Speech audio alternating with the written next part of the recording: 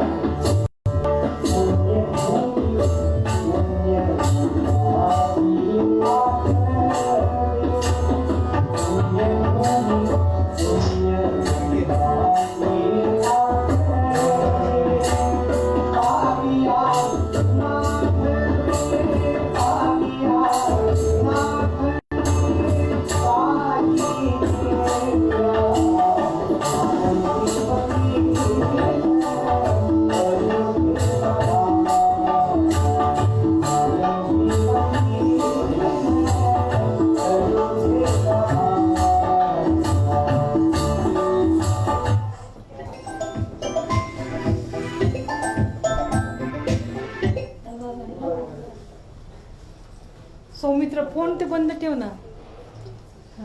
ते लाव.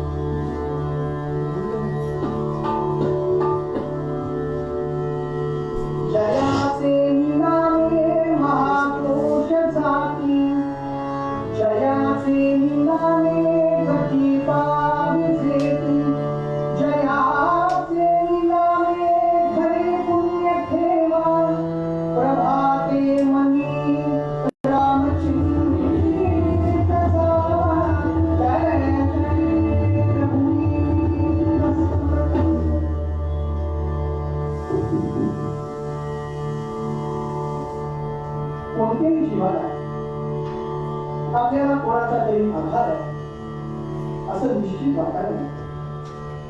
कारण या आधाराच्या बळावरच त्याला मोठं धैर्य लागत असते. जगात प्रत्येकाचा कुठल्या ना कुठल्या तरी शक्तीवर विश्वास असतो. नितांत श्रद्धा असते ठेवावीच लागते.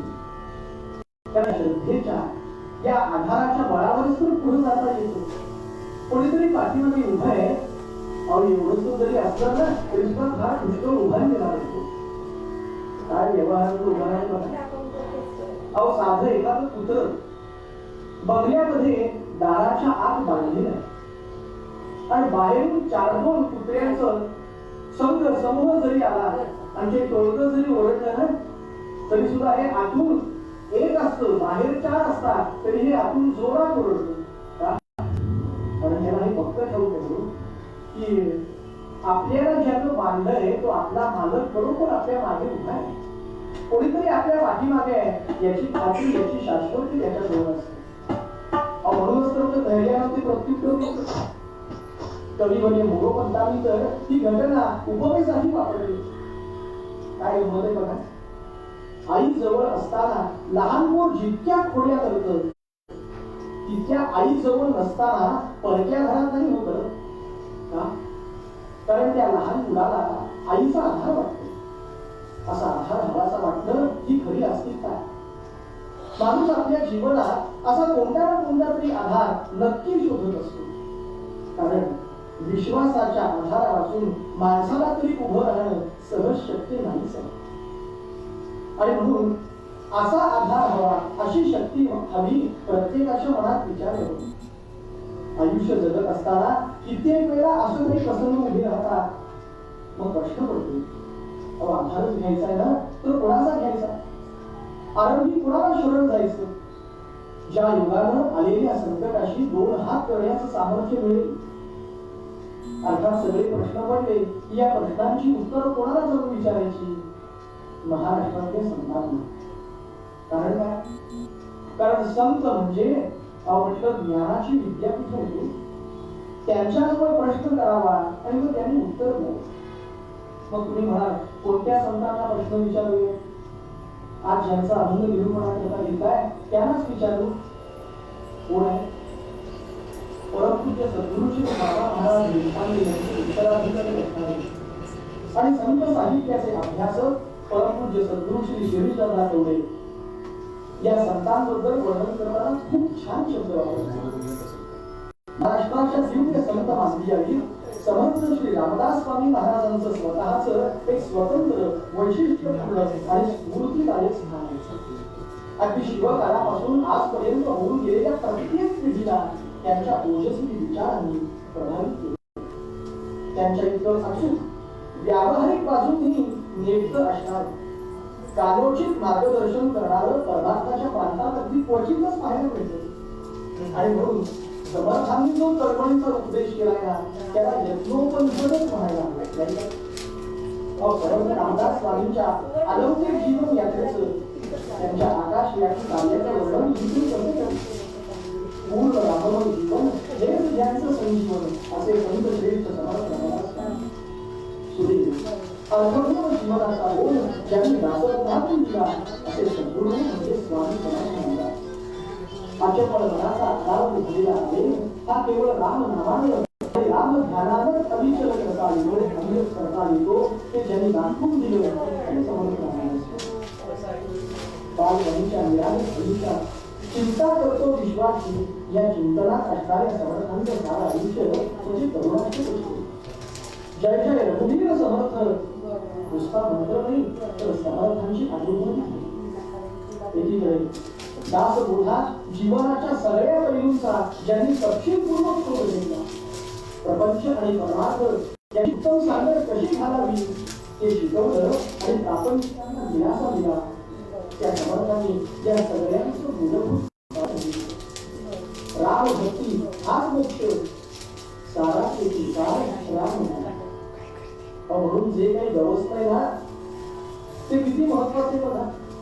नाहीतर मला सांगा कल्पतरूला चिंतामणीला कोण विचारतंय? अंतर्यामी प्रकट केला श्रीराम ज्यांच्या शब्दातून स्वरूप साकार होतो, ज्यांच्या स्मरणानं साऱ्या जन्माचं दुःख विलयाला जातं असा हा राम जीवनात असेल ना तरच राम म्हणतात. आणि रामच नसेल तर कशातच राम नाही.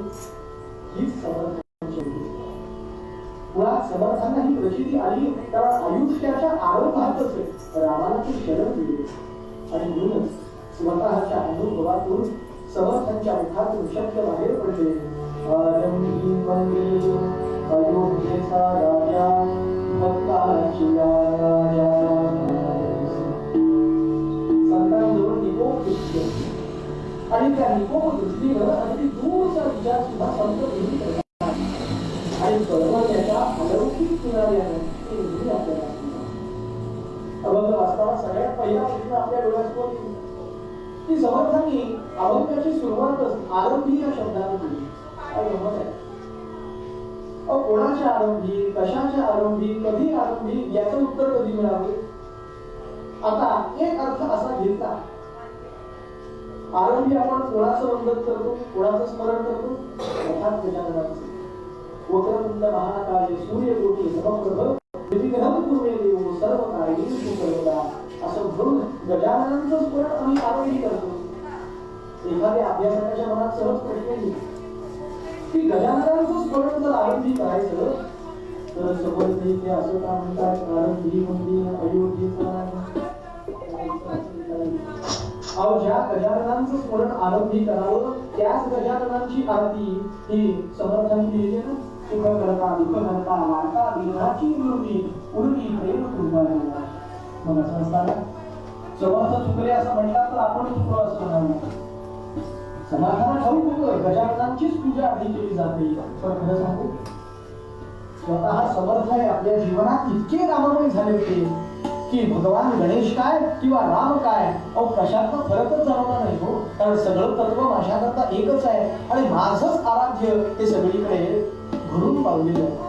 आणि म्हणूनच आपल्या आराध्याचं वर्णन करण्याच्या दृष्टीनं कदाचित समर्थांनी या शब्दाची योजना केली असेल. आरंभी मंदिर अयोध्येचा राजा भक्ताची आकारा. आणखी एक अर्थ काय घेता येईल. साधारणपणे या कलियुगामध्ये मनुष्य देहाचा आयुर्मान 100 वर्ष सांगितले. तेव्हा या 100 वर्षाचे जर म्हटलं 4 टप्पे केले, 25 वर्षाचा एक, तर प्रत्येक टप्प्यात काय करावं हे आपल्या संस्कृतीनं सांगून ठेवलं. पहिली 25 वर्ष किंवा विद्यार्जन करायचं.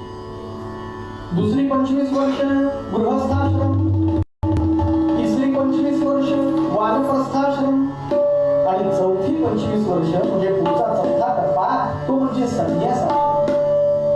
म्हणून दुसऱ्या टप्प्यात असणाऱ्या अनेक व्यापामुळे म्हणावा तसा आणि म्हणावा तेवढा वेळ देता येत नाही हो साधनेला, हाच तर प्रश्न आहे. तिसऱ्या आणि चौथ्या टप्प्यात मानसिक तयारी असली तरी शरीर साथ देईल का नाही कोणाला माहिती नाही. आणि म्हणून मग हातात पुरतं काय, काहीच नाही. एकच टप्पा राहतो, कोणता, आरंभीचा टप्पा. म्हणजे पहिल्या 25 आणि म्हणून आता काहीच करता येत नाही अशी अवस्था होऊ नये ह्याच्या आधी म्हणजे ह्याच्या आरंभी वंदीन अयोध्येचा राजा. कोणाच्या आरंभी, तर आयुष्यात आरंभी. आणि कशाच्या आरंभी, तर सर्व व्यापामध्ये गुंतण्याच्या आरंभी वंदीन अयोध्येचा राजा. परमपूज्य सद्गुरु श्री मामा महाराजांचं सुंदर वाक्य. ते म्हणतात की प्रपंच पाण्यासारखा आणि परमार्थ नावेप्रमाणे. प्रपंच परमार्थात शिरला तर नाव पुढायला वेळ लागत नाही. आणि म्हणून जीवानं अखंड सावध राहिलं पाहिजे. समर्थही सावधच झाले हो. आणि म्हणून सावध झालेल्या समर्थांनी आपल्या अनुभवातून लेखणीतून हा अभंग लिहिला. साधनाच करायची, उपासनाच करायची ना, नामच घ्यायचंय. मग कधी घेशील, आयुष्याच्या आरंभी सुरुवात कर. आरंभी मंदिर अयोध्येचा राजा भक्ताची आकारा. अहो घेता येतील तेवढे अर्थ कमी आहेत आरंभ शब्दाचं. काय गंमत आहे बघा. आपल्या भारतीय हिंदू संस्कृतीमध्ये नवीन वर्षाची सुरुवात, त्याचा आरंभ हा चैत्र महिन्यापासून होतो. नवीन वर्षाचा पहिला मंगल दिवस साजरा करण्याकरता आपण करतो काय, दारात गुढी उभारतो, आंब्याच्या ढाळ्याचं तोरण दाराला बांधतो. हा जो चैत्रातला पहिला दिवस आहे ना महत्वाचा, तो 3.5 मुहूर्तांपैकी एक. मला नेहमी या शब्दाचं आश्चर्यच वाटतं. 3.5 मुहूर्त, या 3.5 या अंकाविषयी काय बरं नेमकं गुपित असेल बघा. आपली शक्तीपीठ जर बघितलीत ना, किती आहे, 3.5 शक्तीपीठ. ओंकार जो आहे तो ओंकार, तो सुद्धा कसा आहे हो, तोही 3.5 मात्रांचा आहे. अहो एवढंच काय, याच्या पलीकडे जाऊन एक साधा विचार जरी केला ना, ज्या देहानं सेवा करावी अशी अपेक्षा आहे तो देह तरी किती आहे हो, तर तो 3.5 हाताचा आहे, त्याच्यापेक्षा जास्त नाही. आणि म्हणून या 3.5 हाताच्या देहात जर काही मंगलच करायचं असेल, जर शुभ जागवायचं असेल, मांगल्याचा अनुभव घ्यायचा असेल ना, तर सुरुवातीला काय करावं? आरंभी वंदीन अयोध्येचा राजा भक्ताची आणखी गप्प सांगू. या आरंभीच्या महिन्यामध्ये येणारा आरंभीचा उत्सव कोणता असेल तर तो हा राम जन्माचा उत्सव आहे, हा रामनवमीचा उत्सव. या रामनवमीच्या पर्वकाळात आपण गुढी उभारतो. म्हणजे नेमकं काय करतो तर त्या दिवशी आपण एक काठी उभी करतो. ती काठी कशी तर ती ताठ आहे हो, आणि या ताठ असलेल्या काठीवर आपण भरजरी वस्त्र घालतो. त्याला कडुलिंबाची साखरेच्या पदकांची माळ घालतो आणि वरती एक गडू किंवा तांब्या. आणि म्हणून जर बारकाईने विचार केला तर एक मुद्दा आपल्या लक्षात येईल की आपल्या पूर्वजांना त्यातून काहीतरी शिकवायचं. काय शिकवायचं? माणसानं आयुष्यात कसं उभं राहावं तर गुढीसारखं ताठ उभं असावं. आपलं जीवन हे अत्यंत ताठ असावं, सरळ असावं. पण त्या सरळ जीवनावर जे भरजरी वस्त्र घालायचंय ना, ते वस्त्र म्हणजे नेमकं काय तर त्या सरळ मार्गी जीवनाकडे पाहण्याचा आमचा जो दृष्टिकोन आहे, तो दृष्टिकोन म्हणजे भरजरी वस्त्र. आजपर्यंत जी काही वर्ष सरली हरकत नाही, पण त्यापेक्षा पुढे जाताना एक नवा दृष्टिकोन आपल्याला प्राप्त होण्यासाठी हा नव दिवस, हा नव मुहूर्त, हा पर्वकालच आहे. शिवाय त्या गुढीला आपण कडुलिंबाची माळ आणि त्याच वेळेला साखरेचं पदक घालतो. आता प्रश्न पडेल की एक जे ते कडू आहे आणि दुसरं गोड आहे, हे कशा करता? अहो, आपल्या आयुष्याचं प्रतीक आहे. आयुष्य सुद्धा कडू आणि गोड आठवणींनी मिश्रित झाले, म्हणून प्रतीक आहे कडुलिंबाची माळ, साखरेचं पदक. आणि असं आपलं आयुष्य आहे हे एकदा समजून घेतलं की त्याच्याकडे बघण्याचा आपला दृष्टिकोन कसा होईल तर म्हणाले भरजरी दृष्टिकोन, म्हणून भरजरी वस्त्र. आणि तो दृष्टिकोन बदलला की संपलं. मग काय आनंदी आनंदच आहे. पण काय आहे माहितीये का, आपल्या आनंदाला कोणाची नजर लागू नये अशी एक इच्छा असते ना, म्हणून तो आनंद उघडा ठेवता येत नाही, मग तो झाकावा लागतो. मग ते काय करावं त्याकरता तर तो जो गडू आहे ना, तो गडू म्हणतो त्याच्याकरता त्यावर उघडा ठेवावा. कारण आनंद उघडा राहिला तर नजर लागेल ना कोणाची तरी. त्या आनंदाला नजर नको. तो आनंद वर्षभर लुटायचा असेल तर त्याच्यावर अशा कोणत्या तरी गोष्टीचं वेष्टन चढवावंच लागतं. आणि आपल्या बाबतीत विचार केला ना तर आपल्यालाही आज वेष्टन चढवायची गरज आलेली आहे. कोणतं वेष्टन? नाम वेष्टन, दुसरं का. म्हणून समर्थ सुरुवातीला म्हणजे आरंभी महिन्यात येणाऱ्या या रामाविषयी भाव व्यक्त करताना म्हणतात आरंभी वंदीन अयोध्येचा राजा भक्ताची गुढीची ही काठी जमिनीवर उभी आहे. एक टोक जमिनीला टेकलंय, वरचं टोक मात्र आकाशात आहे. म्हणजे माणसानं जगावं कसं तर त्याचे पाय नेहमी जमिनीवर असावे, पण त्याच्या हाताने अवकाशात संचार करावा. असं हे नव भरजरी आयुष्य हे रामनामाच्या कुंदनाने सजवावं, हेच तर समर्थ सांगतात. आणखीन एक गंमत सांगतो बघा. रामनवमीचा हा गुढीपाडव्याचा उत्सव जो आहे ना, तो साधारणपणे केव्हा येतो? जर आपलं कॅलेंडर काढून बघा, इंग्रजी कॅलेंडर लक्षात येईल. हा साधारण मार्च महिन्याच्या शेवट किंवा एप्रिल महिन्याच्या पहिल्या आठवड्यात येतो. म्हणजे 31 मार्च. आलं असेल लक्षात मला काय म्हणायचं. हा 31 मार्च म्हणजे काय हो तर आपल्या आर्थिक वर्षाची अखेर असते ना, त्यावेळेला ज्या दिवशी आपण आपलं वार्षिक अंदाजपत्रक मांडतो. आणि त्या अंदाजपत्रकात शिल्लक किती आहे, काही तूट झाली का, जमा काही झालंय का, नुसतंच आपलं जातंय, खर्चच होतोय, या सगळ्याचा हिशोब ठेवावा लागतो. नफा झाला का नाही हे बघावं लागतं ना. आपणही हेच तर करायचं. स्वतःच्या आयुष्याचं एक अंदाजपत्रक तयार करायचं. ते अंदाजपत्रक मांडल्यानंतर लक्षात येईल आपल्याला की आपल्या सगळ्यांच्या आयुष्यात, बहुतेक सगळ्यांच्याच आयुष्यावर शिल्लक काहीच राहत नाही, तूटच आहे. मी म्हणाल असं कसं असेल बघा तर खरं. आयुष्य म्हणजे शरीर रूपी बुडणाऱ्या बँकेत ठेवलेली ठेव आहे. आता इथे व्याजाचा ठेव येतो, मुद्दलच घटत चालली रोजच्या रोज. प्रत्येक सेकंदाला, प्रत्येक मिनिटाला, प्रत्येक क्षणाला मुद्दल कमी होत असेल तर व्याज जास्त मिळेल याची अपेक्षा काय. आणि म्हणून मी असं म्हणतोय की हे वार्षिक अंदाजपत्रक मांडण्याकरता कोणता दिवस आहे हो ते पाहायची गरज नाही. मग हे मांडल्यावर लक्षात येईल की काय कमी माझ्याकडे, काहीतरी तूट आहे, काहीतरी कमतरता आहे. मग ती कमतरता भरून काढण्याकरता आजच्या या पावनदिनी स्वतःला मी प्रश्न विचारला. पहिला प्रश्न असा आहे की मी माझं आयुष्य जे जगतोय ते आयुष्य जगण्याकरता काहीतरी नियम बांधून घेतले, ज्याला मी सूत्र म्हणेन ते सूत्र काही आहे.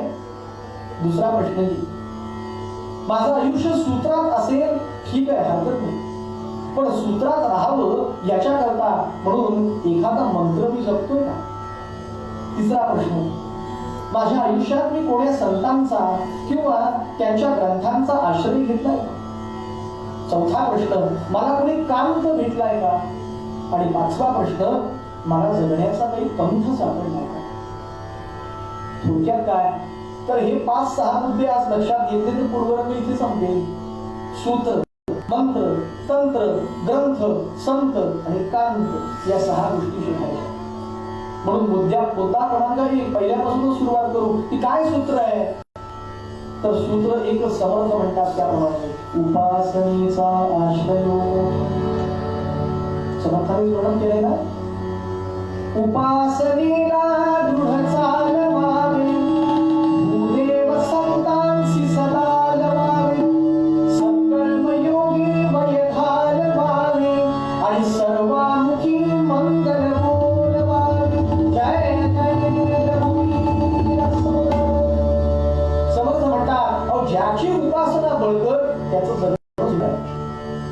अहो आयुष्याला तेजस्विता मिळण्याकरता कुठेतरी सूत्र हवंय, पण ते सूत्र मिळायचं असेल ना तर त्याच्याकरता कोणतरी हवा, तो म्हणजे कांत. कांत शब्दाचा अर्थ आहे, कांत या शब्दाचा एक अर्थ पिता असा. म्हणून आपण म्हणतो बघा की वारसा हक्कानं सुद्धा जे जे काही मिळतं ना ते सगळं पित्याकडून मुलालाच मिळतं, म्हणून तो कांत. आणि आणखीन कांत कशाला म्हणावं, कांत म्हणजे पती सुद्धा. वधूच्या गळ्यात मंगळसूत्र असतं त्यामुळे पती हा तिचा कांत, म्हणजे जे जे सगळं पतीच आहे ते पुढे जाऊन पत्नीचं होणार. मग असं असताना कांत कशाला म्हणावं कळलं, मग जे जे त्याचं आहे ते सगळं माझं व्हायचं आहे, मग माझा कांत कोण असता येतंय का लक्षात बघा. बरं कांत समजला, पण त्या कांताबरोबर काहीतरी त्याला मिळवण्याकरता मंत्र असावा ना. काय मंत्र घ्यायचा आता. समर्थाने विचारलं. समर्थ म्हणाले असमर्थाला सुद्धा सामर्थ्य प्राप्त करून देणार, सक्षम करणार असं काहीतरी आहे या जगात. असा एक मंत्र आहे. कोणता. गुरुपंतांना विचारलं आणि त्यांनी सांगितलं आहेत मंत्र पुष्कळ, आहेत मंत्र पुष्कळ, काय करावे मंत्र तेरा.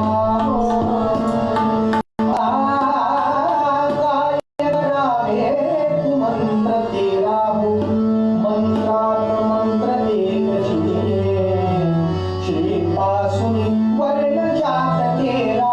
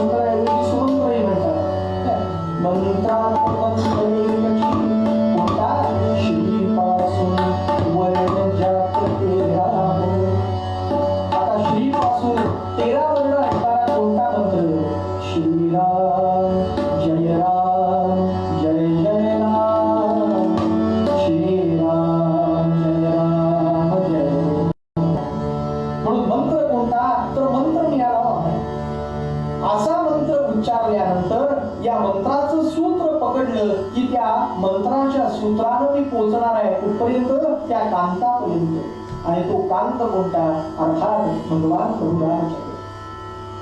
श्रीराम हा माझा कांत आहे आणि त्याच्या नावानं बांधलेलं हे सूत्र आहे ना ते उपासनेचं सूत्र आहे. म्हणूनच तर मगाशी म्हणलं मी की वारसा हक्कानं मिळणाऱ्या गोष्टी पुत्राला मिळतात पतीचं सगळं पत्नीला मिळतं, तसं कांत जर श्रीराम असेल ना आमचा, तर रामाचं जे आहे ते सगळं आम्हाला मिळेल ना. पण त्याच्याकरता समर्थ सांगतात ते ऐकावं लागेल. आरंभी मंदिर अयोध्येचा राजा भक्ताची असा वारसा हक्क सिद्ध करण्याकरता त्याचं नाम पाहिजे माझ्याकडे. जसं समजा एखाद्याचं आडनाव माझं घ्या देशपांडे, आणि मला जर कोणाची संपत्ती मिळायची असेल ना, तर ज्याची मिळणार आहे त्याचंही आडनाव देशपांडे असावं लागेल, माझंही आडनाव देशपांडे असावं लागेल. म्हणजे त्या व्यक्तीशी प्रत्यक्ष संबंध हा नामरूपानं तरी असावा लागेल ना. त्याचप्रमाणे श्रीरामाचं जे आहे ते माझं म्हणण्याकरता श्रीरामाचं नाम तर माझ्याकडे पाहिजे, नाहीतर काय उपयोग आहे. बरं त्याचा दस्तऐवज कुठेतरी करायला नको का. मग प्रश्न आहे हो, दस्तऐवज कुठं ठेवायचा असतो कुठं.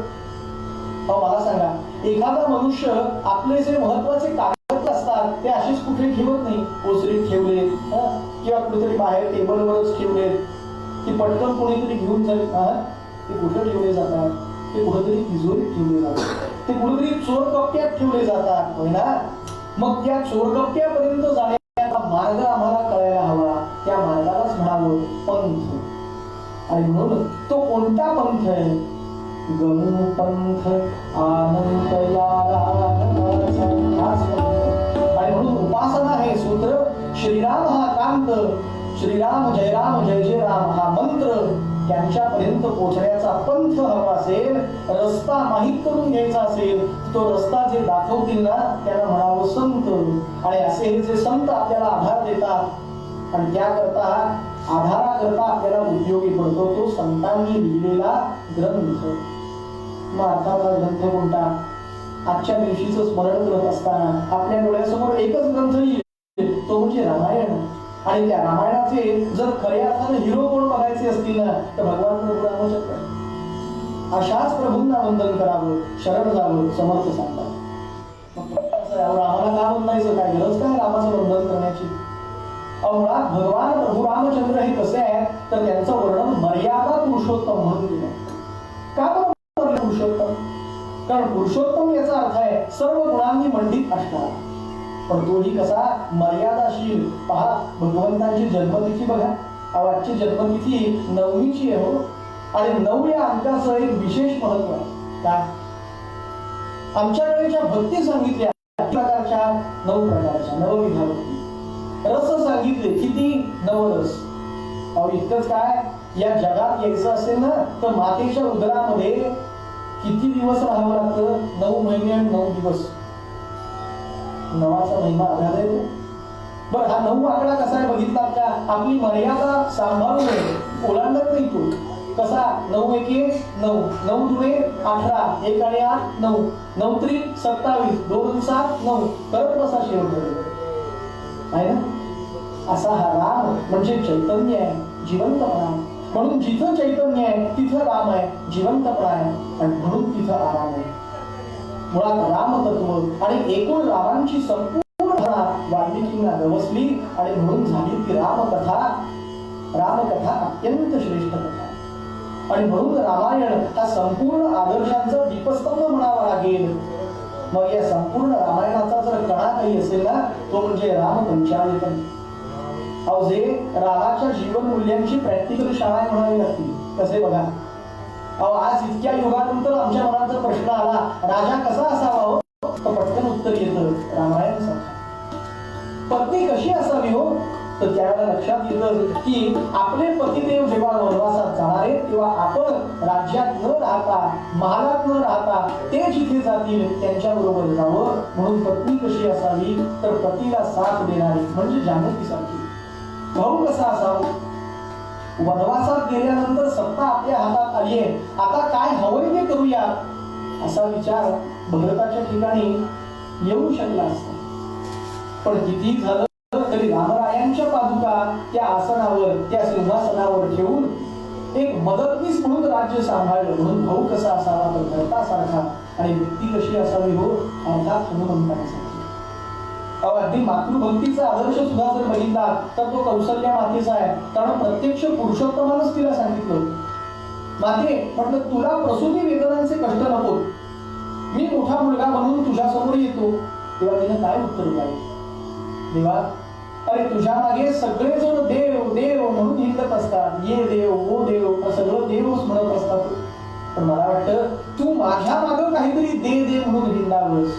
अहो काय म्हणलं वात्सल्य भक्तीचा आदर्श आहे. म्हणून जानकी म्हटलं की समर्पणाचा आदर्श, राम म्हटलं म्हणजे ज्ञान, लक्ष्मण म्हणजे सेवा, भरत म्हणजे बंधुप्रेम किंवा भक्ती, शत्रुघ्न म्हणजे तत्परता, जानकी म्हणजे वैराग्य आणि समर्पण, आणि हनुमान म्हणजे संक्षेप. मला असं वाटतं की हे जे रामायण काळातलं असलेलं जे मॅनेजमेंट आहे ना, ते मॅनेजमेंट आता जरी आम्ही शिकलो ना तरी किती फायद्याचं आहे. कारण जगण्यात ही 5 मूल्यच नसतील तर आयुष्याचं पंचामृत कसं व्हायचं? आणि ते पंचामृत करायचंय ना, त्याच्याकरता आनंदी वंदीन अयोध्येचा राजा भक्ताची काय गंमत आहे बघा. अहो आपण हा श्लोक अनेक वेळा ऐकला असेल की कथा शंकराची कथा पार्वतीची, कथा शंकराची कथा पार्वतीची, कथा कौरवांची कथा पांडवांची, कथा मोरयाची तथा कार्तिकाची, पण समस्तामध्ये गोड प्यारा राघवाची.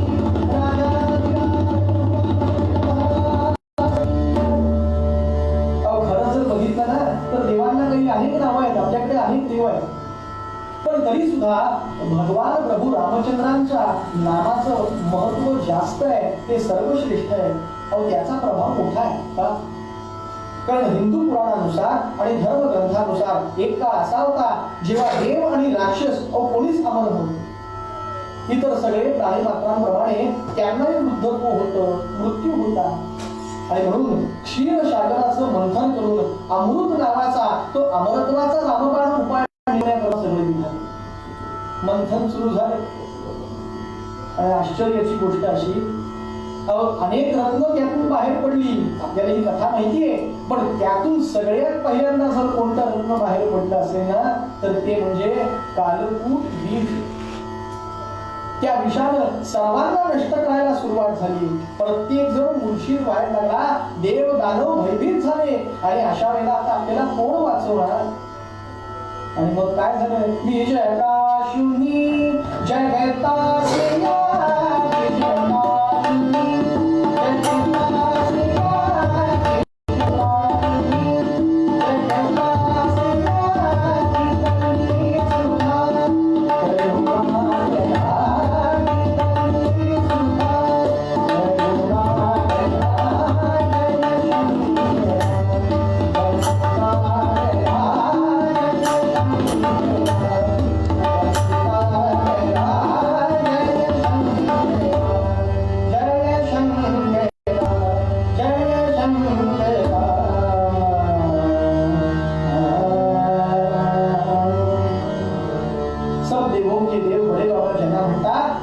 सगळे त्यांच्याकडे धावत आले. देवा म्हटलं काहीतरी करा. मग काय करायचं? काहीतरी करणं गरजेचं होतं. म्हणून मागे पुढे न बघता भगवान शिवशंकरांनी ते विष स्वतःकडे ओढलं, सर्व विष प्राशन केलं, कंठात रोखून धरलं. आणि म्हणून कर्पूर गौरम करुणावतारम अशा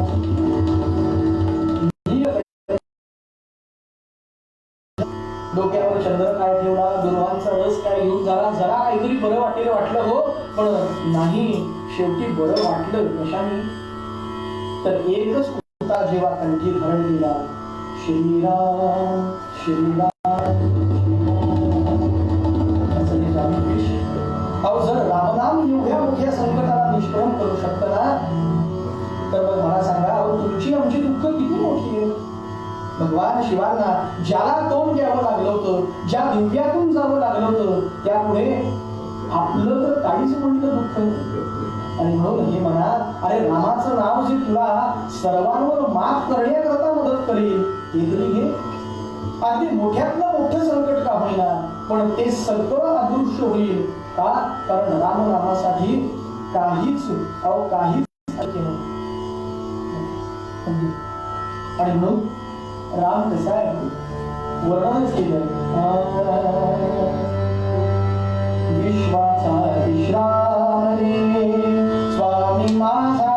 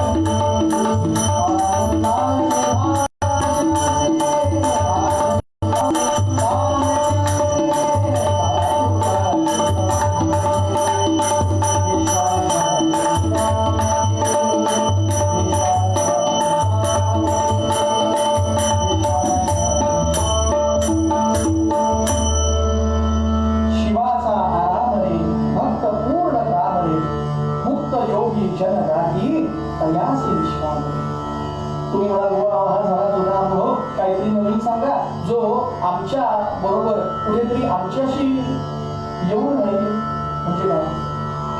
म्हणजे काय आणि बघा तुलसीदासांनी इतकं वर्णन केलंय की राम चतुर्गुण पंचमिरे नाम चतुर्गुण पंचमिरे ताको द्विगु समान तुलसी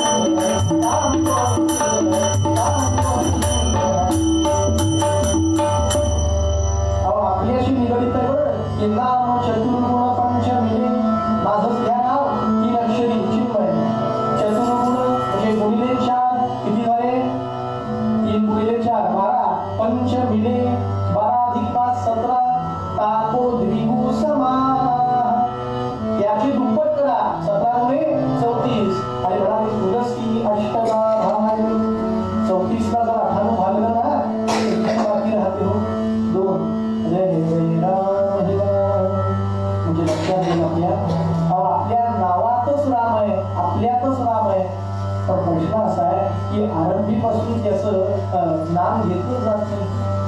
असे भगवान रामचंद्र आमचे रक्षण करते आहे आणि म्हणून जर मुख्य रामरक्षा आपण बघितली ना तर आपल्या लक्षात येईल श्लोक कुठपासून आहेत बघा की भगवान रघु रामचंद्र आमचं किती रक्षण करतात. शिरो मे राघव पातु भालं दशरथां कौसल्ये योगुषो पातु विश्वामित्र प्रिय श्रुति ध्यानं पातु मखत्राता नुमं सौमित्रि वत्सला जिह्वां विद्यावति पातु कंठं भरतममृतः कन्नौ दिव्यायुधं पातु भुजौ भग्नेशकारुणः करौ सीतापतिः पातु हृदयं जामदन्यति मध्यं पातु खड्गं शिलाभिं जाम्बवदाश्रयः सुग्रीवेशः कटिपातु संसीयं हनुमद्प्रभु प्रभूतमः पातु रक्षत्कुलविनाशनं जाह्नवी सेतुकृत् पातु जनेतशुखान्तकः पादौ विभीषण श्रीदः पातुरालोकिलं वधू. आणि हे नाम कसं आहे तर एतां राम मनोपेतां रक्षां यस्मृतिपते सच्चिदानंद सुखी पुत्री विजयी.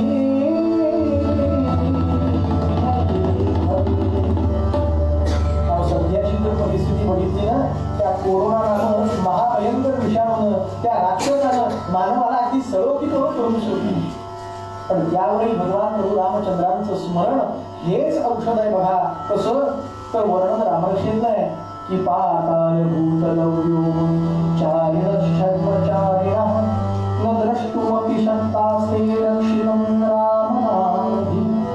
पाताळात राहणारे राक्षस दुष्ट प्रवृत्तीचे आणि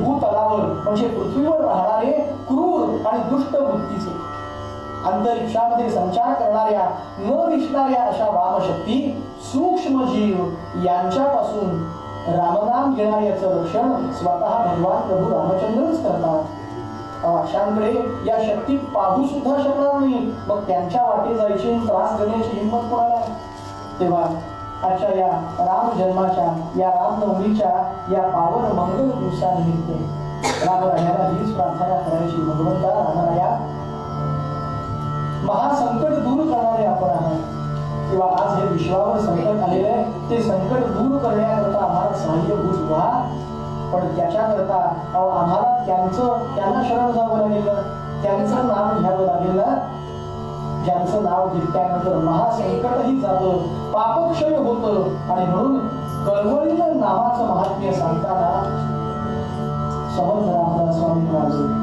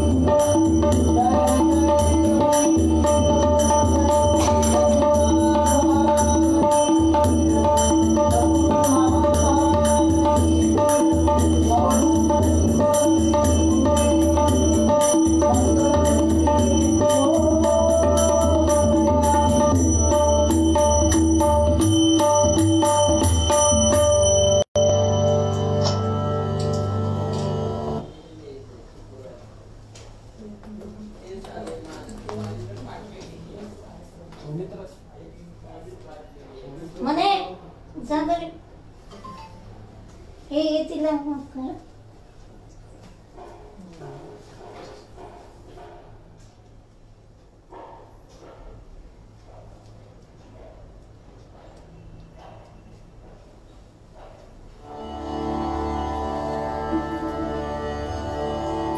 राम जन्माची कथा ऐकूया. रात्रीचा दुसरा किंवा तिसरा होता. सगळीकडे अगदी शांत वातावरण होतं. नगरीतले सारे प्रजाजन केव्हा झोपी गेले. आकाशामध्ये चंद्रमा मात्र तेवढा फक्त जागा होता. पण अजूनही महालातले दिवे जळतच होते. ज्या अर्थी महालातले दिवे जळत होते याचा अर्थच असा आहे की महालात असलेली ती गृहस्वामिनी जागीच असली पाहिजे. काय चाललं होतं महालामध्ये? चिंतेनं चूर झालेली ती एका ठिकाणून दुसऱ्या ठिकाणी निर्झाऱ्या खातीये मनामध्ये विचार येतोय. कुठे गेली असली प्रवृत्ती? मृगये करता म्हणून गेलेले पण अजून नाही. केव्हा सकाळी गेले होते काय झालं असेल? त्यांच्यावर काही संकट तर उडवलं नसेल ना? सगळं काही आलबेल असेल ना? सगळं काही ठीक असेल ना? मनात हे प्रश्न उभे राहिले हो. तुम्ही म्हणाल बुवा, अहो कोण होती ही गृहस्वामिनी की जी इकडून तिकडे येरझारे झाली? तर गमत अशी आहे की हे फक्त एकीच्याच महालामध्ये चालू नाहीये, तर हे तिघींच्याही महालामध्ये चालू. कोण या तिघी जण आणि कोण तो राजा की ज्याच्या या तिघी आकृतीनं वाट पाहताय? कधी कुठे गेले? काही संकट तर नाही आलं? कोण हा राजा? कोण या तिघी जणी आणि कोणती ही राजधानी? अरे राजप्रिया अयोध्या, राजप्रिया अयोध्या, कौशल देशे यथार्थ नामाची, तेथे अजसुत दशरथ, तेथे अजसुत दशरथ, पारी जो ख्यात या जगा माझे, राम राम हरे हरे राम राम राम राम हरे हरे राम राम राम राम सीतापति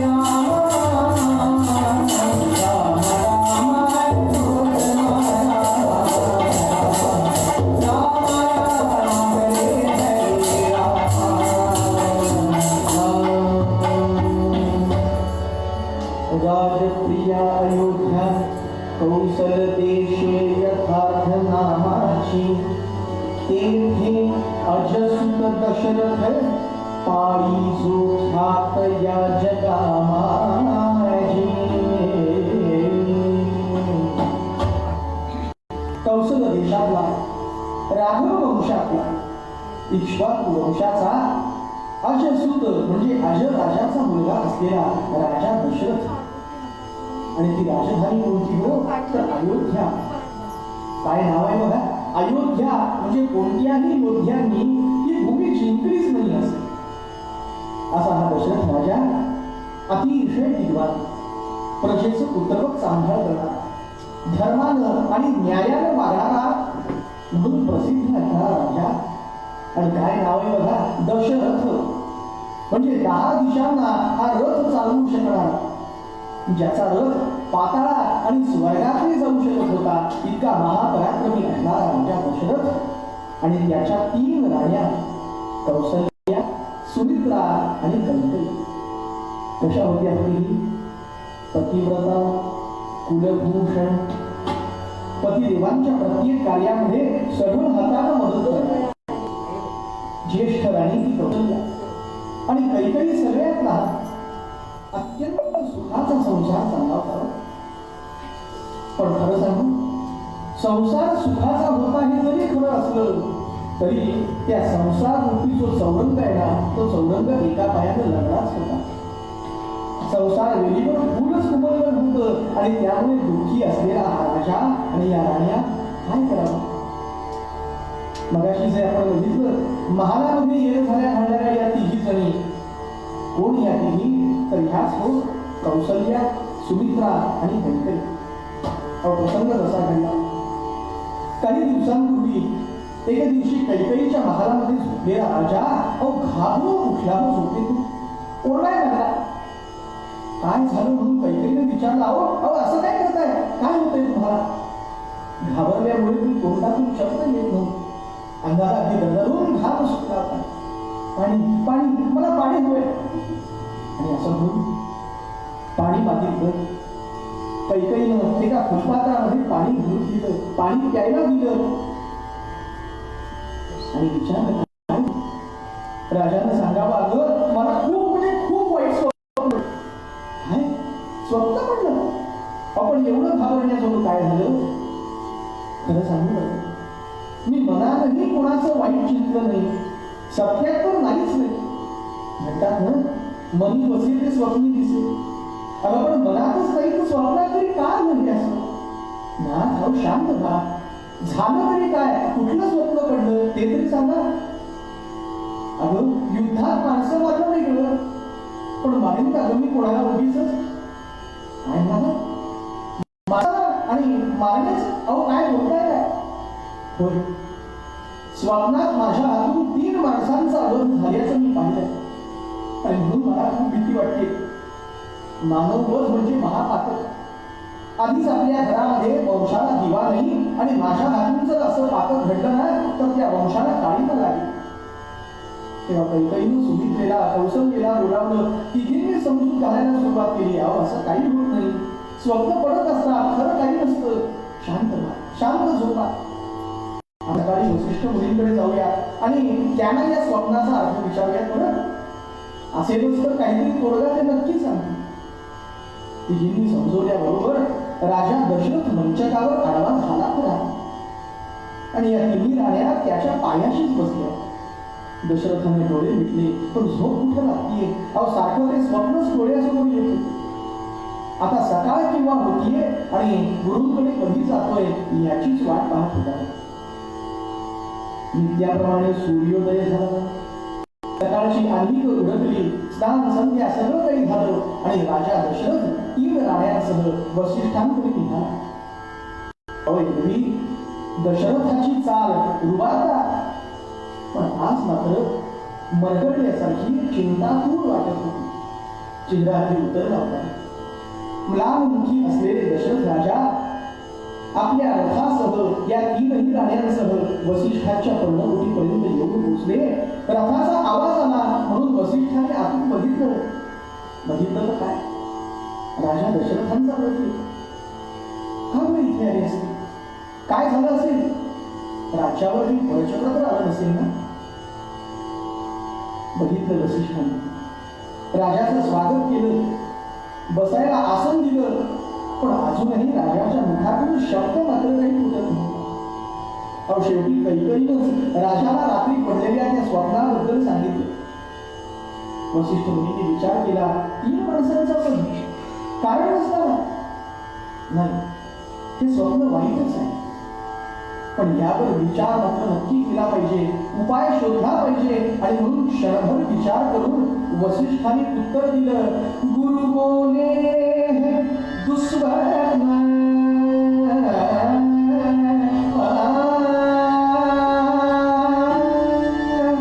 गुरु बोले हे दुस्वप्न 3 श्वापदा बघून मदक्यांची शांती करून दोष दूर करा.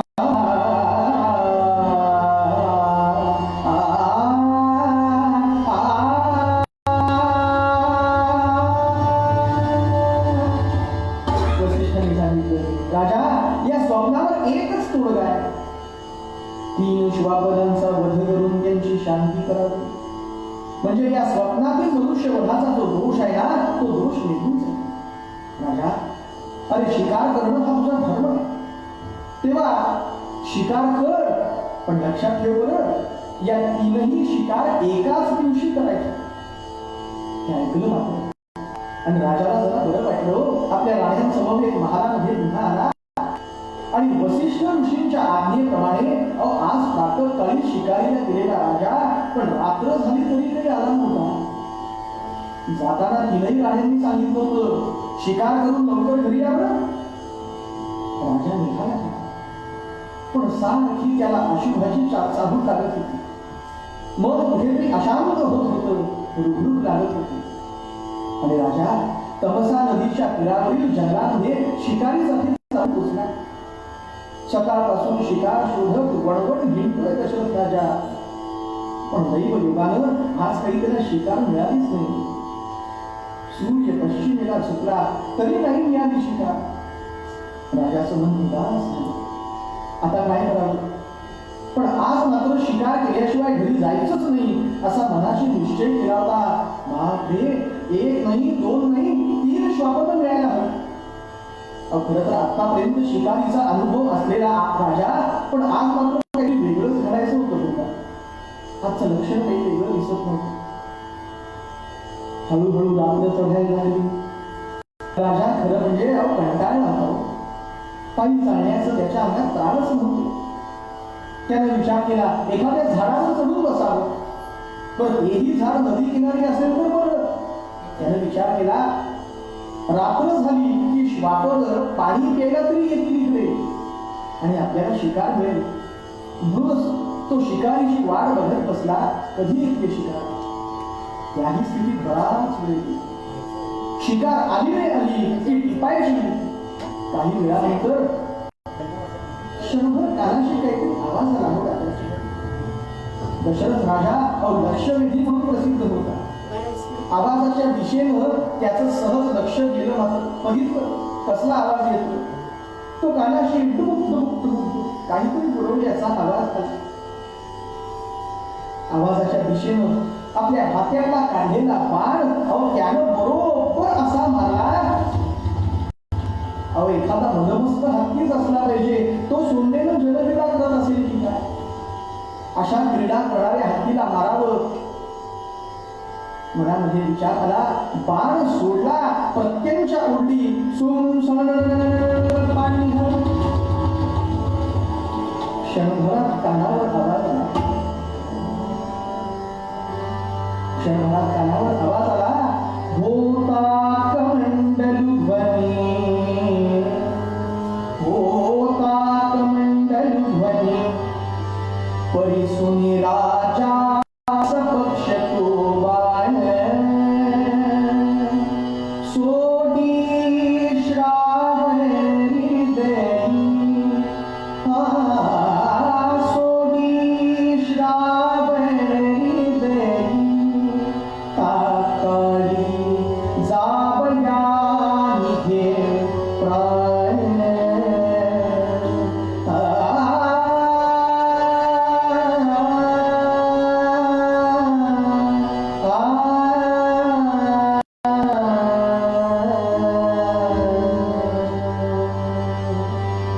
तो बाण सुटला आणि बाणाच्या पाठोपाठ थोड्याच क्षणामध्ये ऐक अशी आग किंकाळी काढावं. राजा उचलला. माधवी झाडावरून पटकन खाली उतरला आणि किरीकिरीतच त्या आवाजाच्या दिशेनं धावायला लागला. समोरचं हे दृश्य बघितलं मात्र थोडी जीव कासावीस झाला. काय दिसलं? एक ब्राह्मण कुमार नदी किनाऱ्यावर अस्ताव्यस्त पडला आणि दशरथाच्या बाणानं त्याच्या छातीचा बरोबर वेध घेतला. बाजूला कमंडलूचं पाणी साठलं होतं. त्याचा तिथं चिखल झाला होता आणि त्या चिखलातच तो तडफडत होता.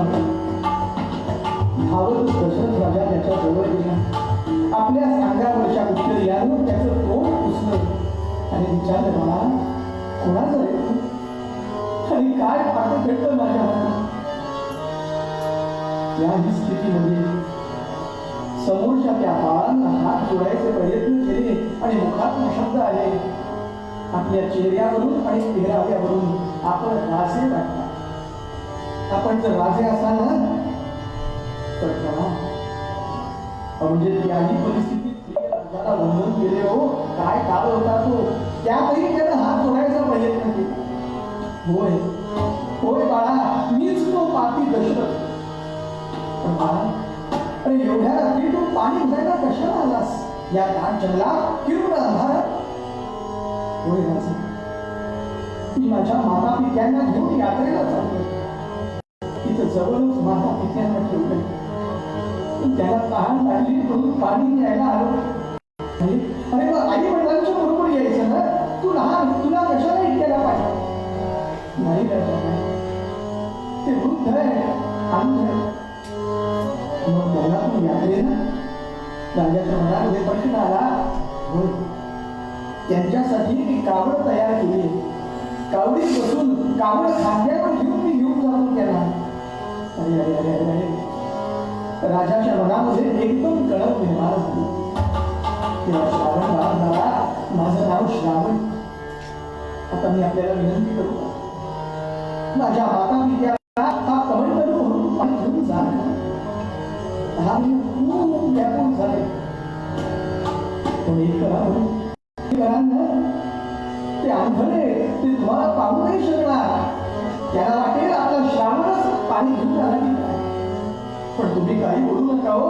फक्त पाण्याचा कमंडलू तेवढा थोडंसं नका. करा ना एवढं. देईन बरं बाळा, त्यांना पाणी नक्की मिळवून देईन मी. आणि त्यांची काळजी अगदी माझ्या माता पित्यांप्रमाणे ह्या ना आपण काळजी. मग आता मी म्हणायला मोकळा. महाराज, माझ्या छातीत अगदी अडघळत आला. दशरथाने हृदयावर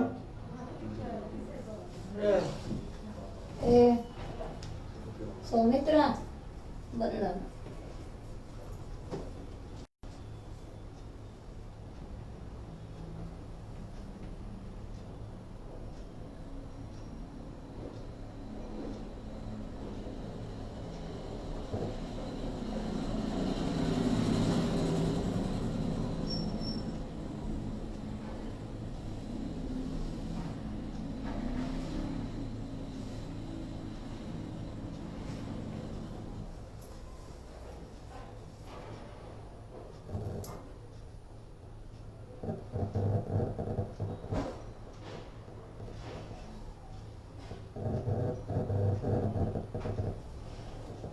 काय झालं?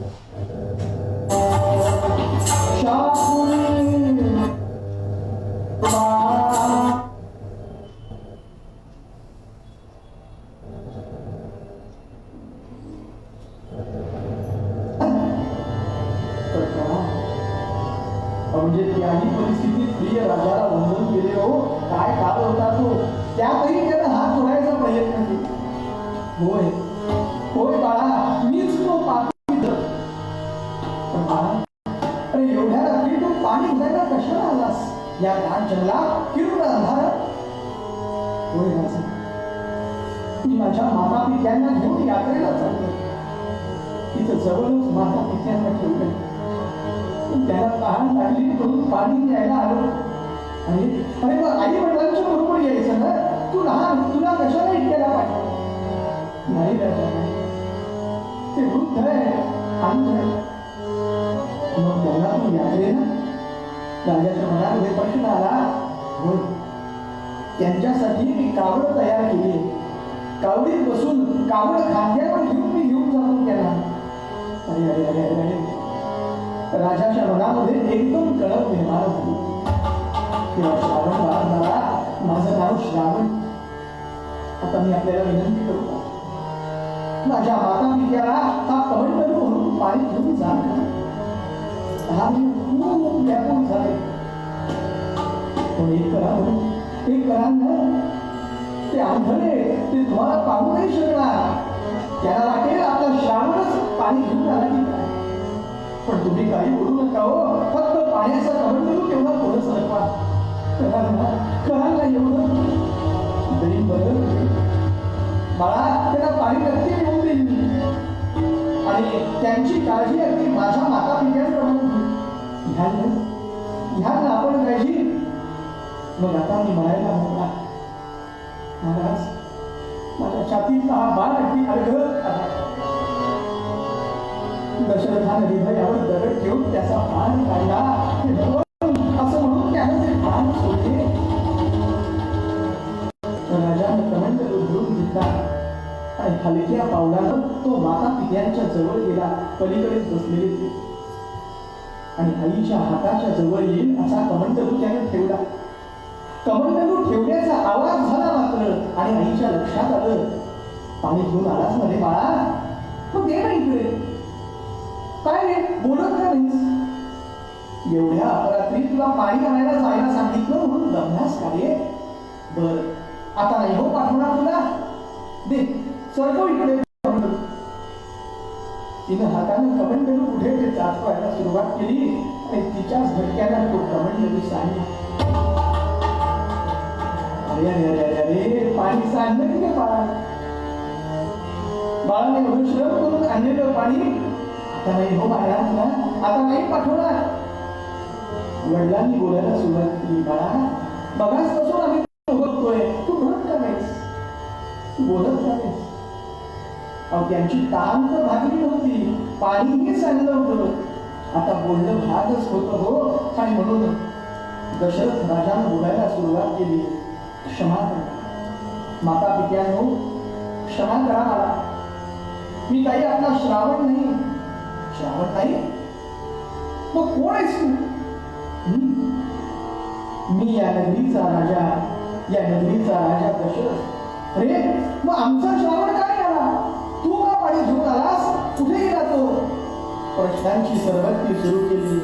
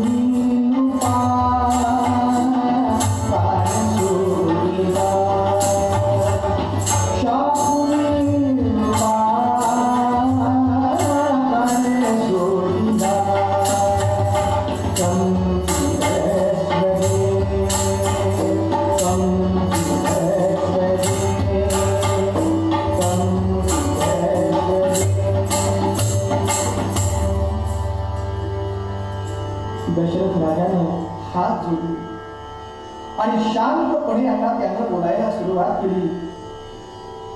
माता पित्यानो, मला सांगताना सुद्धा कठीण वाटतं, पण माझ्याच बाळानं असं म्हणून त्यांना घडलेला सारा वृत्तांत कथन केला. त्याबरोबर आईनं पूर बडवायला सुरुवात केली. दुःखात अंबरला बोलला, अरे आशीर राजा तू, पण बाळवधाचं पाठ भेटलंच का? त्याला कोणत्याही राजा राजा, अरे आमचा मुलगा म्हणजे आमचं जीवन होतं, त्याच्या आधारावर आम्ही जगत होतो. आता तोच नसेल तर काय करायचं? आमच्या जीवाला काय असं असलं जीवन नको, आपण तो घेऊन जा. दोघं परमेश्वराला मिळवल्या काय? राजानं सांगावं, असं का म्हणताय? माझ्या राजवाड्यात तुमचा हात घेईल. त्या श्रावण बाळाच्या वडिलांनी बोलायला सुरुवात केली. आणि राजा, राजवाड्यात सुखाचे घास मिळतील रे आम्हाला, पण पुत्रसुख मिळेल? पुत्र सुखाची व्यथा म्हणजे काय असते याची तुला काय कल्पना आहे रे? तुला काही मुलं बाळ आहे? आणि पटकन श्रावण बाळाची आई ओरडली, असो नाही पण नसो, आम्हाला त्याच्याशी काही घेऊन. पण पुत्र शोक देणारा हा राजा, लक्षात घे, तू भी पुत्र पुत्र म्हणत म्हणशील. माझ्या अंतराचा कळकळाट आहे तुला, शाप आहे तुला. प्राणांत काढी मग शापी त्या नरेशा, प्राणांत काढी मग शापी त्या नरेशा. तू पुत्र पुत्र बनता मरशील ऐसा, ऐसे बदली त्यजिले निज प्राण त्यानी. ऐसे बदली त्यजिले निज प्राण त्यानी. राजा मनी बहुत हर्ष विषाद माने. आईने शाप द्यावा मात्र मातेनं शाप दिला आणि तत्क्षणी आपले प्राण सोडले. आता माझा मुलगा गेला, बायको गेली, मी तरी जगून काय करू? आणि म्हणून पित्याने प्राण सोडले. राजानं ते समोरचं दृश्य बघितलं. हुर हुर बहु लागे ऐकता शापवाणी. हुर हुर बहु लागे ऐकता शापवाणी.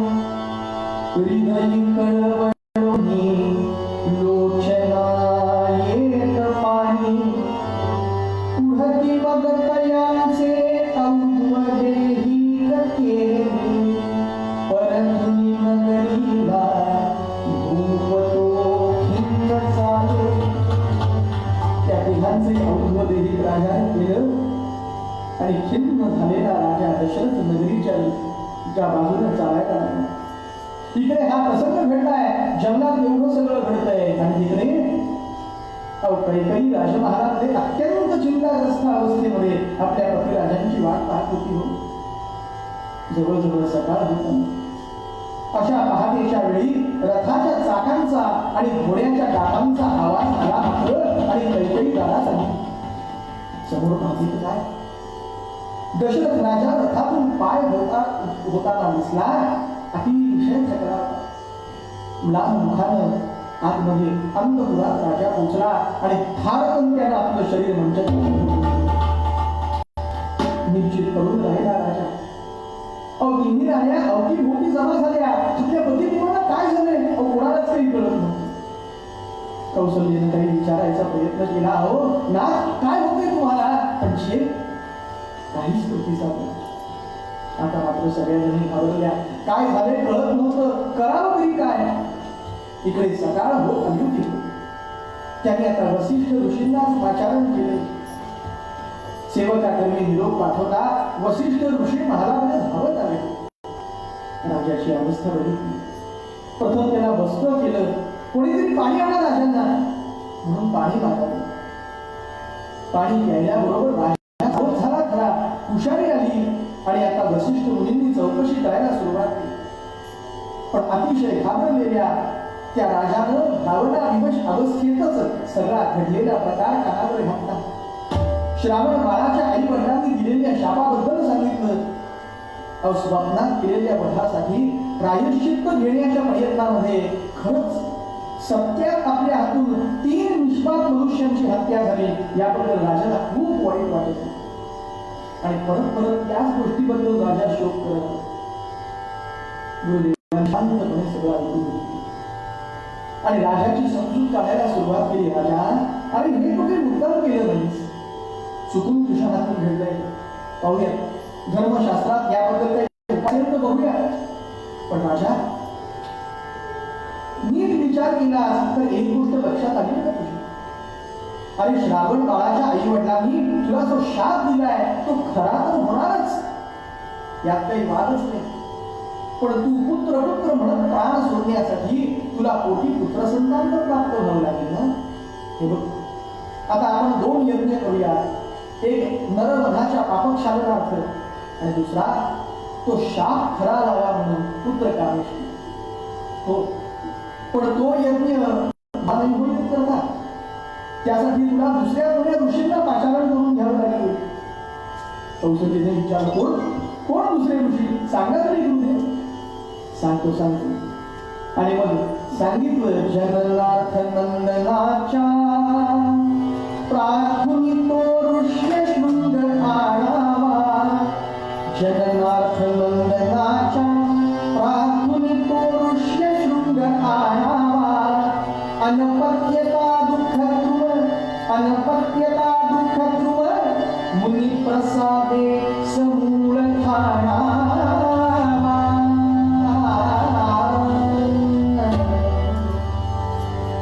दशरथाने विचारला, कोण आहे ते मुनी, कुठे राहतात, मला काहीच माहित नाही त्यांच्याबद्दल. वसिष्ठांनी सांगावं, ते मुनी जंगलातच राहतात, नगरात कधीच येत नाही. विभांडिक ऋषींचा हा पुत्र आहे बरं. आणि त्याला वडिलांना पाठवलं, त्यामुळे त्यानं स्त्री कधी बघितलीच नाही. अरण्यात वडिलांच्या हाताखाली शिक्षण झालं त्याचं. पण लक्षात घ्या बरं, तो पटकन येणार नाही. म्हणजे काय करावं लागेल त्याच्याकरता, याला बोलवायचं कसं. आणि मग सांगावं वसिष्ठ मुनींनी काय, अप्सरा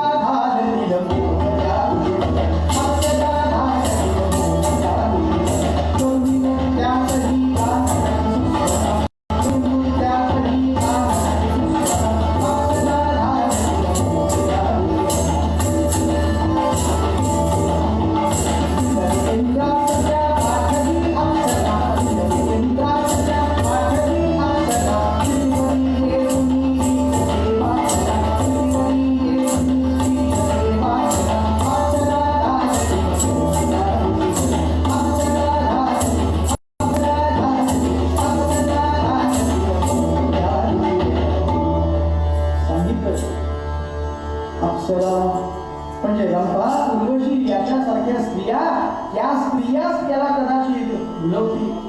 कधीतरी विचारला आता अशा म्हणायच्या कुठून स्त्रिया.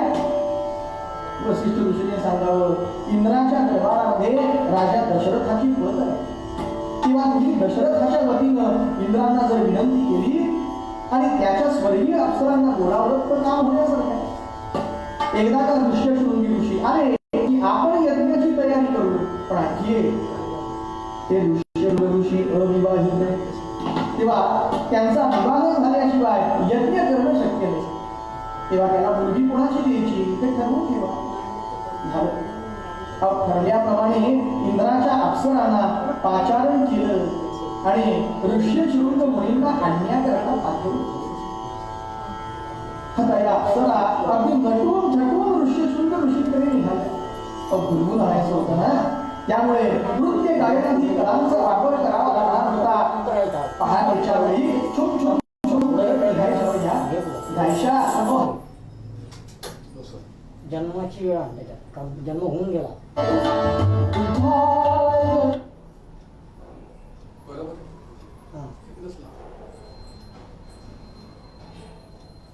चालू आहे ना.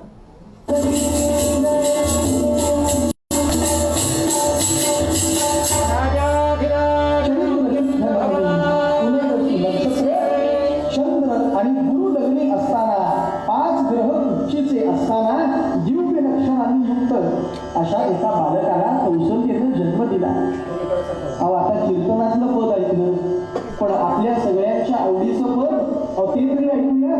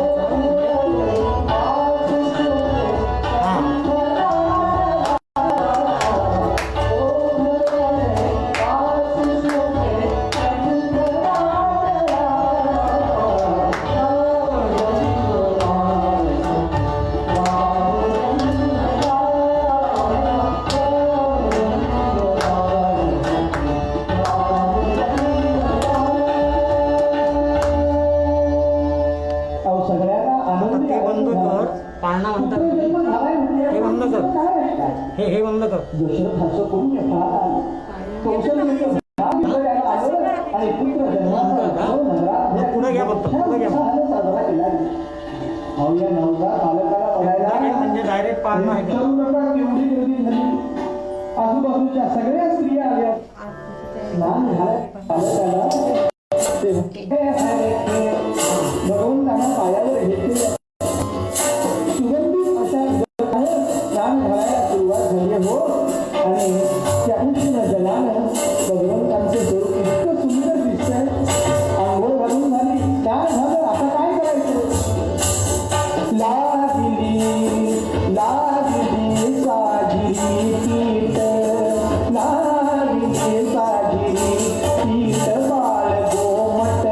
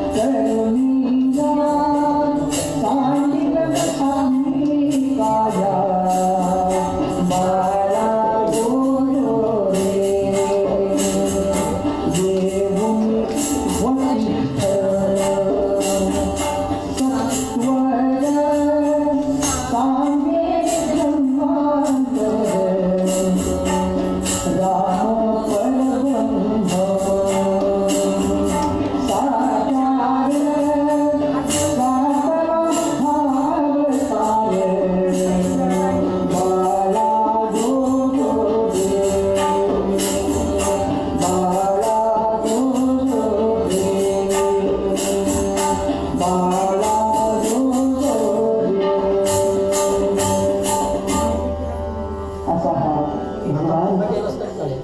महाविष्णूंचा 7वा अवतार असलेला आरती direct. तर तो 7वा अवतार प्रकट झाला कशा करता हे नाम रोज घ्यायला हवं ना तो हृदय मंदिरात राहावं याच्यात.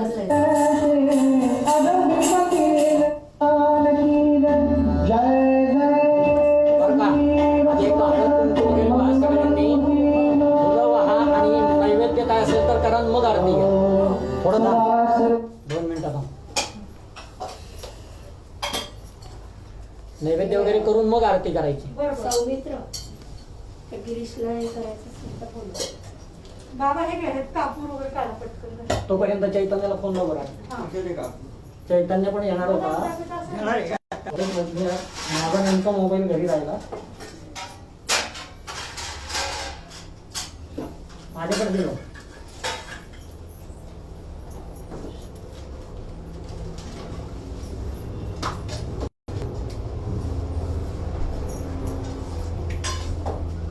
हा चैतन्य मी बोलतोय.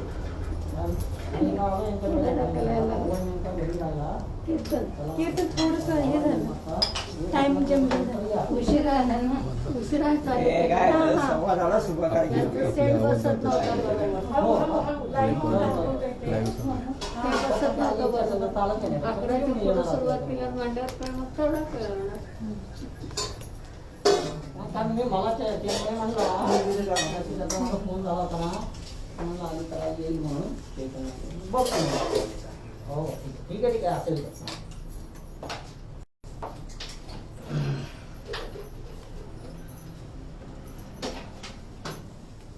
तांबणात फुलं ठेवू नये बरं का.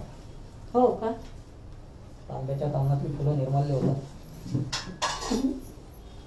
काय करू वाव कधी खूप दुसरी असली तर वा.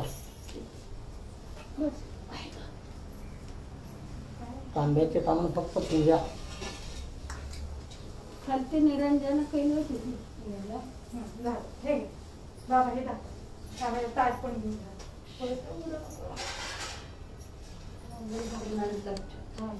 पाणी घेतलं काय म्हणते काही याच्यामुळे कोंबडकडे सगळं हो.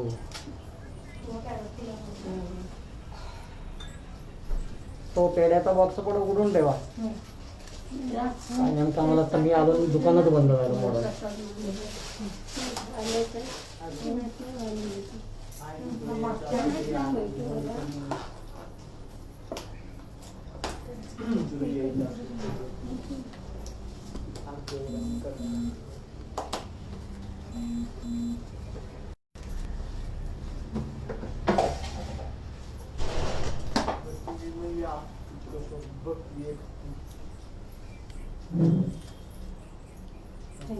हे घे.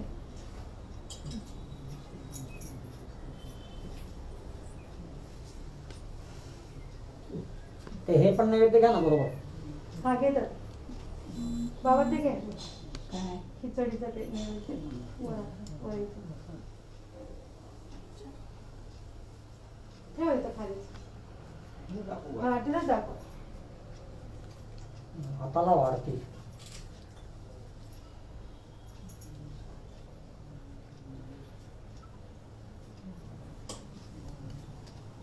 पुढे गेला आरतीचा. कापुराचं कुठे ठेवलं तुम्ही? कापुराचं. डबे आहे ना हा. पिवळ्या पांढऱ्या झाकणाची पिवळे डबे.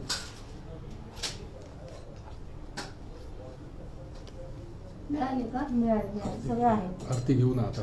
हा घ्या भाऊजी तुम्ही घेताय का? नाही नाही इथं चाललंय आरतीचं ह्याच्यात. त्यांना करू हलका. हा हे आपलं हे माझं चालू आहे. घ्या गुरुजी घ्या सुरुवात घ्या मग नंतर सुख घेतो. करता दुःख हरता वार्ता विघ्नाची नवरी गुरवी प्रेम कृपा जयाची सर्वांगी मंगलंदुराची कंठी धडके माळ मुक्ता फळाची जय देव जय मंगलमूर्ती दर्शन मात्रे माना स्मरणे मात्रे माना कामना पूर्ती जय देव रत्न गजरा बाणा गौरी कुमरा चंदनाची बोटी कुंकुम केशरा हिरे दंत मुकुट शोभे गोरा कोरे चरणी घागरिया जय देव जय मंगलमूर्ती दर्शन मात्रे मन स्मरणे मात्रे मन कामना पूर्ति जय देव लंबोदर पीतांबर फणिवर वंदना सर्व सुंदर कुंडत्री नैना रामाचा पाहे सदना संकटी पावावे निर्वाणी रक्षावे सर्वर वंदना जय देव जय मंगल मूर्ति दर्शन मात्रे मन स्मरणे मात्रे मन कामना पूर्ति जय देव दुर्गे दुर्गत भारी त्रिभुवन संसारी अनाथनाथे अम्बे करुणा विस्तारी बारी बारी जन्म मरणाचे वारी हरि प्रदोहाता संकट निवारी जय देवी महिषासुरमर्दिनी सुरवरीश्वर वरदे तारक संजीवनी जय देवी त्रिभुवन भुवनी पाता पैसे नाही चारी जन्मे परंतु नाही साही विवाह करता पडले परवाही ते तू भक्ताला पावसी लबराही जय देवी जय महिषासुरमर्दिनी सुरवरीश्वर वरदे तारक संजीवनी जय देवी प्रसन्न प्रसन्न होसी निर्दासा क्लेशापासून सोडी तोडी भवभाषा अंबे तुझा सोडून करून विनाशा झाला पद्मनुदेशा जय देवी जय महिषासुरमर्दिनी सुरवरीश्वर वरदे तारक संजीवनी जय देवी उत्पत साधुनि सेवा सेतु बांधोनी लिंग देह लंका पूर्विल वंशोनी काम क्रोधादी राक्षस मर्दोनी देह अहं भाव रावण निवटोनी जय देव जय जमोधा रामा हो आत्मया रामा परमार्थे आरोती स्वभावे आरोती परिपूर्ण कामा जय देव प्रथम सीता शुद्धि हनुमंत देवा भूताद न करुणी अभया मारीला मारिला जन्मो मारी ध्वनी काटीला आंदाची बुढी देवोनी आला जय देव जय जमोधा रामा हो आत्मया रामा परमार्थे आरोती स्वभावे आरोती परिपूर्ण कामा जय देव निज बोळे निज शक्ती स्वरीदी सीता मुनीने झाले अवघ्यार गुणाथा आनंदे कोसंडे वैराग्य भरता आरती घेऊन हरी कौसल्या माता जय देव जय निजबोधा रामा हो आत्मया रामा परमार्थे आरती स्वभावे आरती परिपूर्ण कामा जय देव ध्वनी गर्जति अपारो 18 पदमेवा नरकति भूकारो अवधेसी आडे दशरथ कुमार नगरी होत आहे आनंद थोर जय देव जय निजबोधा रामा हो आत्मया रामा परमार्थे आरोती सर्भावे आरोती परिपूर्ण कामा जय देव सहस्र सिंहासनी राजा रघुवीर स्वहं भावे तोया पूजा उपचारो सर्वांची पराई वाद्यांचा गजर माधवदासा स्वामी आठवेना विसरो जय देव निजबोधा रामा हो आत्मया रामा परमार्थे आरती सद्भावे आरती परिपूर्ण कामा जय देव सत्राणे उद्दाने हुंकारवने कमल भूमंडल सिंधू जलगगने कलाळे ब्रह्मांड धाके त्रिभुवनी सौवर्णर्णेशाचर झाल्या त्या पवनी जय देव श्री हनुमंता तुमचे नेत्र साधे मध्ये गुरुदांदा जय देव धनुले माताने खुला प्रतिशब्द धर धरणी धर्माणी लाखेर धारणे परम रामी रामदासा शक्तीचा शोध जय देव जय निजबोधा रामा हो आत्मया रामा जय देव जय श्री हनुमंता तुमचे प्रसादे जय देव जय महाराजांची पाठ आहे का ती पाठ आहे का पण माझी सगळी पण जय जय आरती श्री गुरुराया सद्गुरुराया नमित तव परिमाया हा ब्रह्मैत पसारा द्वैत पसारा मारुनी विदला अद्वैत सारा जय जय आरती श्री गुरुराया सद्गुरुराया नमितो तव पदी संभरी माया परापर चिन्मय खाणी शतमुख सविता वंदली वाणी जय जय आरती श्री गुरुराया सद्गुरुराया नमितो तव पदी संभरी माया जीवन प्रभु मंगल धामा नाम रूपाटित तू अभिरामा जय जय आरती श्री गुरुराय सद्गुरुराय नमितो तव पदि संवरिणाय कर्पूर गौरं करुणावतारं संसारसारं भुजगेन्द्रहारं सदा वसन्तं हृदयारविन्दे भवं भवानी सहितं नमामि कर्पूरपुरेण मनोहरेण सुवर्णपात्राजन संस्थितेन प्रसिद्धवासा सहसाङ्गतेन नीराजनन्ते जगदीशपूर्वे गाधिलोटाङ्गनबद्धिन चरणं डोळ्याकपाहिन रूपतुले प्रेमे अरण्यपूजन त्वमेव माता त्वमेव बन्धुसखा त्वमेव त्वमेव सर्वं त्वमेव कायेन वाचां प्रसिद्धिर्वा पूजात्मना वा प्रकृतिस्वभावा करोमि यज्ञं सकलपरस्मै नारायणाति समर्पयामि अखिलकेशवं नारायणं कृष्णदामोदरं वासुदेवं श्रीधरं भगवं दुर्गावल्लभं जानकीनायकं रामचन्द्रं हरे राम राम राम हरे कृष्ण कृष्ण कृष्ण हरे हरे हरे राम राम राम हरे हरे हरे कृष्ण कृष्ण कृष्ण हरे हरे हरे राम राम हरे हरे हरे कृष्ण कृष्ण कृष्ण राजाधिराज प्रभु रामचंद्र भगवान की जय बजरंगबली हनुमान की जय श्री अनंत कोटि ब्रह्मांड नायक राजाधिराज योगिराज सच्चिदानंद गुरु ब्रह्म चैतन्य महाराज की जय अवधूत चिंतन श्री गुरुदेव जय जय रघुवीर समर्थ मंगल मूर्ति मोरया गणपतिं हवामहे कविं कवीनामुपमश्रवसमं ज्येष्ठराजं ब्रह्मोणां ब्रह्मणस्पत आनश्रुण्वन्नोतिभिः सीदसादोनम् ओम नमो महद्भ्यो नमो अर्भकेभ्यो नमो युवभ्यो नमाशिनेभ्यः यजामदेवान्यदेशकनवाममाद्यायो सशं समावृक्षदेवाः ओम मम तु न परिमावसरः मम तु वातो अपां वृषण्णवान् शिशितमिन्द्राप्रवतायुवन्नस्तन्नो विश्वे वरिवसन्तु देवाः ओम कथाते अग्नेषु चयन्त आयोर्ददाशुरवाजेभिराशुषाणाः उभे यत्तोके तनये दधानारुतसमन्त्रणयन्त देवाः ओम यज्ञेन यज्ञमो यजन्त देवास्तानि धर्माणि प्रथमान्यासन् ते हनाकं महिमानः सचन्त यत्र पूर्वे साध्या सन्ति देवाः ओम राजाधिराजाय प्रसह्यसायिने